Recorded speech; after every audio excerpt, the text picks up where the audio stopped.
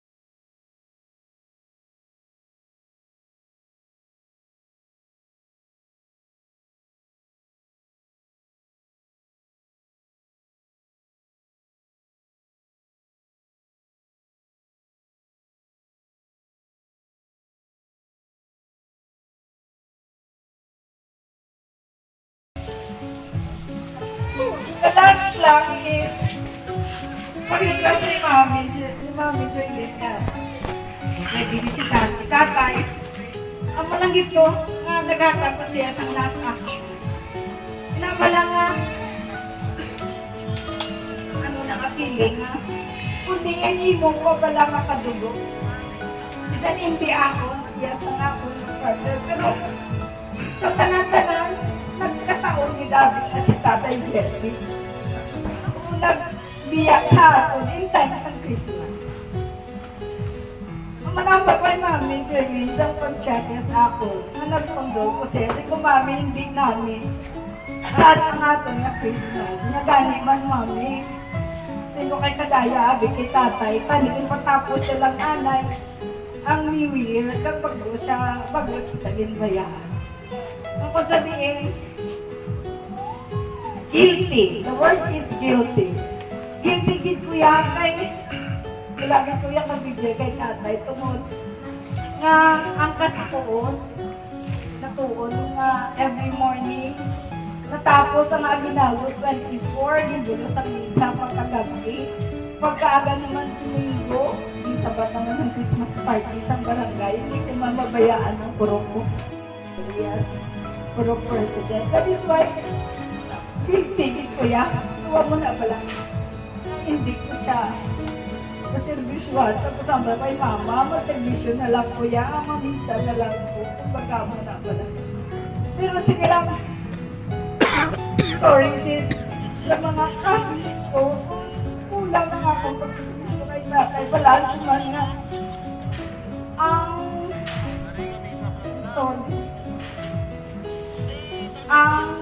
grabe din ang ano ni tatay sa pag-function ko sa iya na wala ko galing dahil magsunod sa iya kaya basta makita ka lang na iya baby na nasa dayon tinasinggit ko ni sa sako walang hibianay asa na nga ginsudlan sino naman si Makmak tuburo ang isot-isot kato duwaga kita pala sa iya ang pagservisyo kay tatay.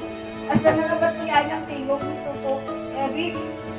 Kag nagpamaypay siya, kag nagkadlaw sa meaning, happy siya bala nga gimbisitahan siya. Daw sila. So again, story bit kay Daddy Julius, kag sa tanan kay Martin, tanan ng mga kabataan ni tatay. Nagkataon kit amin nga, isa ko kidya. Ang bagani ni mama kanina, kaya mo pa siyang kaya ko pa ba? Pero daw, lang kakapoy mo, tumalupog ka na. Anyways, bubos ng pamilya kung ano si Tatay Jessie ka-faithful sa iya nga mga kabataan.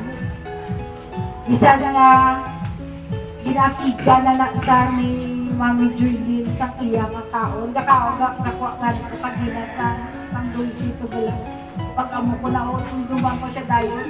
Kay biskan anong nabatsyag nila, mas tamay baboy lang na yan.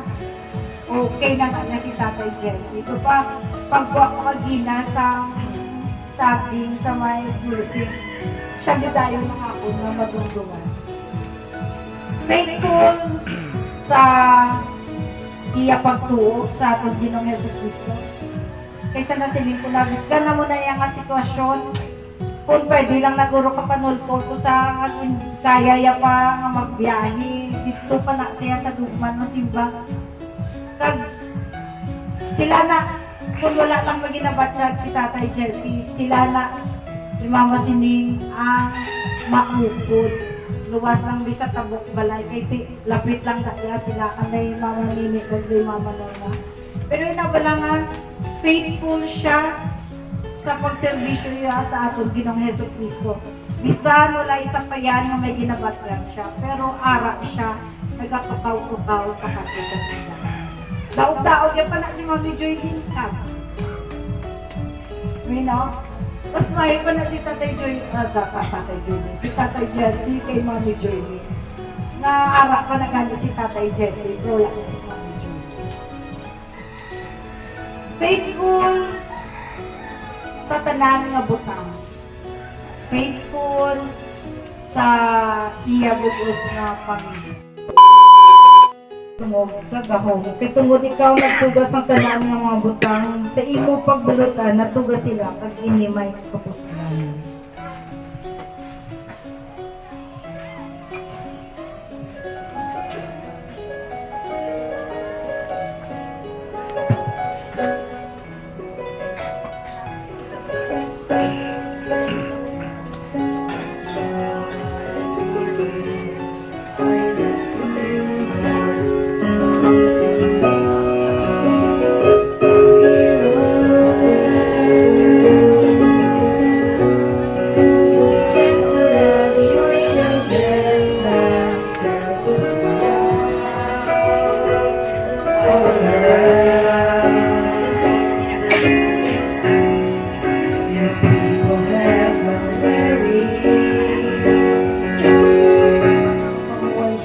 Pagbutlay, kag maangko ng kabuhi nga walay katugtugan.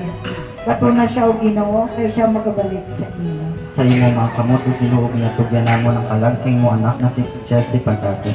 Pugasi siya sing tubig sang pagkabalaan, kag suklubi siya sa imo langit man na panakot. Sa imo mga kamot, inuog niya tugyan mo ng kalag sa imo anak na si Chelsea Pagkati. Kabay, mabatian niya ang imo pagpangagda, kari ka mo maging pakabalaan sa Ginoo. Sa imo mga kamot, inuog niya tugyan mo ng kalag sa imo anak na si Chelsea Pagkati. Kabay, makaatubang siya sa imo Ginoo sing tapat, kag maagom ang uli katugtuban na pagpahuway. Sa imo mga kamot, inuog niya tugyan mo ng kalag sa imo anak na si Chelsea Pagkati. Kabay, ang mga angeles, magalibot sa iya, kag ang tanan ng mga balaan, magalibaton sa iya sa pagigari. Sa imo mga kamot, inuog niya tugyan mo ng kalag sa imo anak na si Chelsea Pagkati. Makagagahong nga Diyos, kagamay nga langit nun, na sa imo nagakabuhi ang tanan ng mga ang tanan nga namatay. Ito nang imo anak na si Jesse Bagdato, sa gawag sa imo langit nun ang ginarian. Tuguti man ng iya kasing-kasing kagtalag, magkalipayabod sa imo, o Ginoo nga mo Diyos, kag Diyos ang mabuhi. Pagi kay Jesucristo nga ang Ginoo. Kabay. Mga kauturan, kita ang lawas si Kristo sa isa ka Espiritu, kita tanan ng bunyagan nga manging katapok sa isa ka lawas. At ang tipitan ng pag-iisa sa Espiritu sa pagpaligon sa pagkita. Ang pagkidahil sa Ginoo sa gihapon mangyayara sa inyo. Kag mangyayara man sa imo. Ato ipangmit ang pagkidahil pagi sa atong pagtamyawanay. Peace be with you. Peace be with you.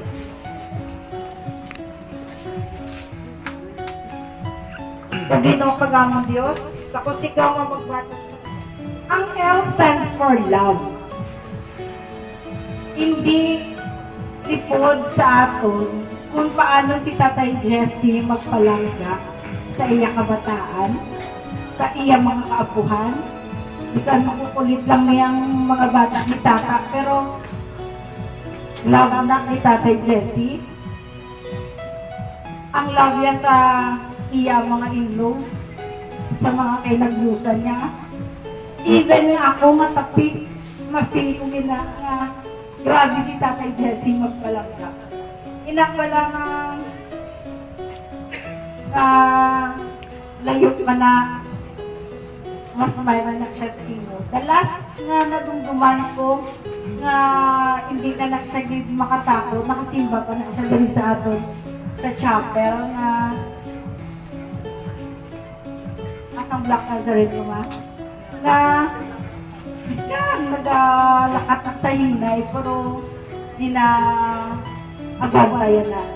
Kung magpuli kami na kung ang service na mo tricycle, minapasaylo ko ng isa dito sa tubangan, kaya ginahatag na ang stay sa iya. Kaya ikaw lang maluwi sa iya, kaya wala nga ang love niya sa simbahan, ang love of service, makita mo gid sa kay Tatay Jesse. So, ang inakapagigugma dapat magbubos ina sa bilog na pamilya pagdato, not only for the pagdato family, pero sa bugos nga dinosta, hindi na ipod sa ato nga tanan niya. Grabe mag-love si Tatay sa ato, not only nga sa feelings, kundi ang pagpalangka niya sa tanan, even Conchita. And the letter I stands for initiative. When we say initiative, grabe si Tatay Jesse mag-initiate sa manggugutang nga kung mabalaan niya na kulang. Ga-initiate din siya kung mag-umuamo niyo, makita niya lang na di ang kagasimbahan. Siya ginagawa mag-initiate matawag sa member sa pamilya nga pakanaplosi. Ga-initiate din siya kung ano ang mga butang na hindi kumpleto. Ga-initiate din si Tatay sa iyang pamilya. Kung sabihin, siya na lang, sang una nga pagkadula ni Nanay Lucy, nakita ko man kung ano siya ka maghatag sa siya pamilya. Nadula lang na ang energy ni Tatay kag ang iyang lang kapag servisyo sang nagbatsyad na siya nga kung sabihin ang nagiging tatay sa pamilya amo na si Dad.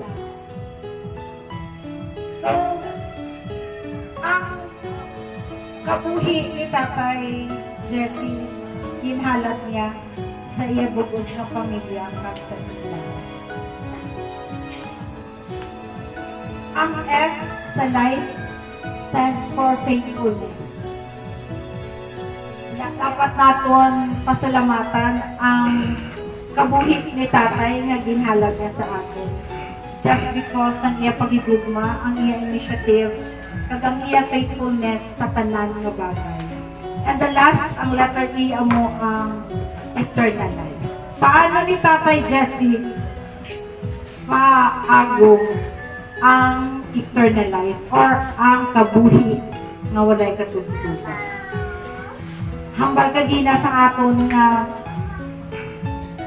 gospel na nagasilingang nagatuog nga bala nga mabanhaw siya. Anong sabat ni Martha? Yes, Lord, nagatuwa ko nga mabanhaw siya. So, maagong ni Tatay Jesse ang life everlasting or ang eternal life sa atong tanan-tanan. Ang tanan nga miyambro sang pagdato, ang binosga, at ang bilog na komunidad sang Conchita. Nga kung sa diin, nagabuylog kita sa kasubok sang bugos na pamilya. Not only we are celebrating His death, but we are now celebrating His new life upod sa atong Ginoong Jesucristo. Ang iya nga bago nga kabuhi upod sa atong Ginoong Jesucristo.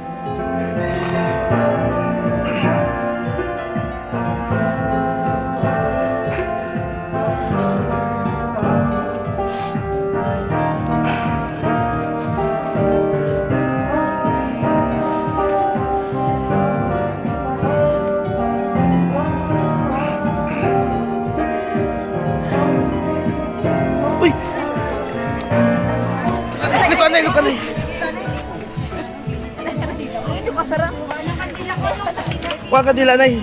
Ang ulo ni Nanay, ang ulo.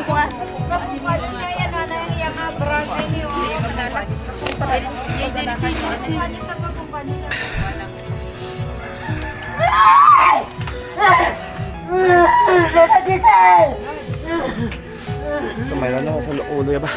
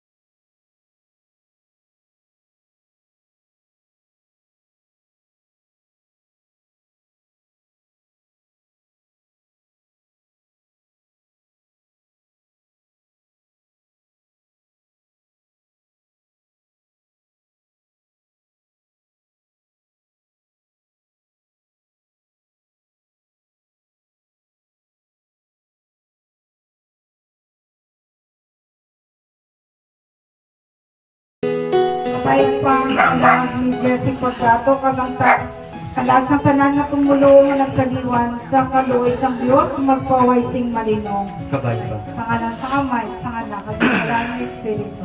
Kabayo ba?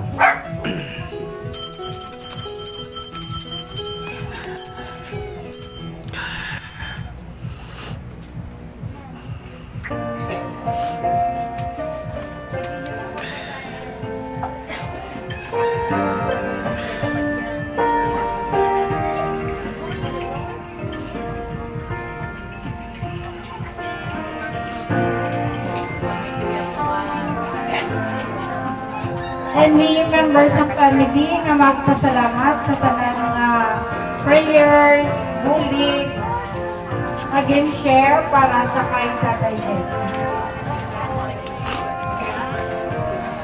Ito magwa ha, kay mag-picture tatay kay tatay.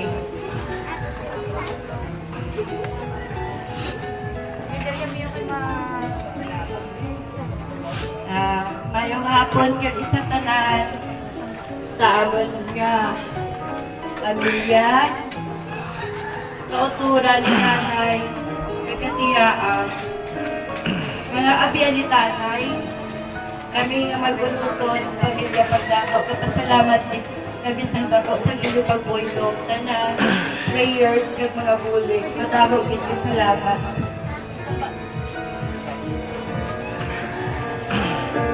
Kasi ito gusto pa-picture kita, at pa-picture na lang tatanan kay tatay.